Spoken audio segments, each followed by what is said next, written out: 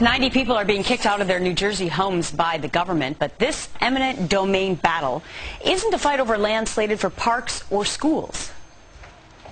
It's not like they're taking our houses to build schools or something important. They're just taking our houses to build other houses, more expensive houses, so other people can live in there.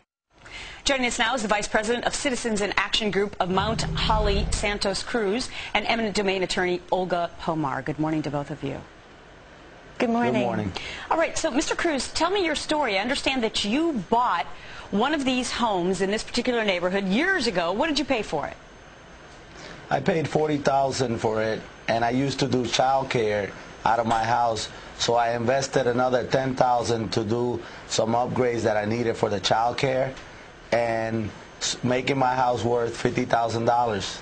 And what are they offering you now? At that time. The township now, 20 years later, is offering you what for that house? $49,000. $49,000. And they will move from there.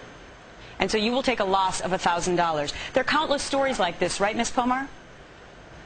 Yes, eminent domain, which is what this is all about, is a real problem in New Jersey and I imagine around the country, because it's attempting for a local government like Mount Holly to decide, well, here's a neighborhood of, mostly working class people, military families, seniors, and they think it's somehow profitable for the township to move this community out altogether and replace it with a community that's going to have more expensive housing and people of higher incomes. And the reason they would do that, seen happening. And the reason they would do that, Ms. Pomar, is for taxes, right? Because if you increase the value of the homes there, then people would have to pay more taxes to the town.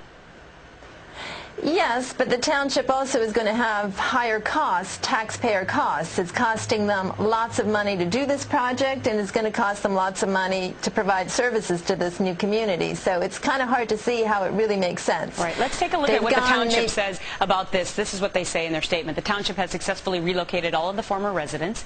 Current relocation benefits offered to residents substantially exceed the benefits required by state law. How would you respond to that, Ms. Pomar? Well, the relocation benefits that they're talking about, that law was passed in 1970s, and the relocation benefits have never been increased since then. So it is true that they're offering something on top of the $15,000 requirement of state law, but that's still a really pathetic amount of money, especially when you're considering how little money they've been offering for the homes. Mr. Cruz, where will you go if you are forced out? I don't know. Is there actually a place where I can go when I pay all my debts with $20,000 and get anything? Especially with the way the job market is, that if I had to relocate, I probably won't have a job. So how am I going to find a job? We'll continue to follow the story for you. Olga Pomar Santos Cruz, thanks for sharing.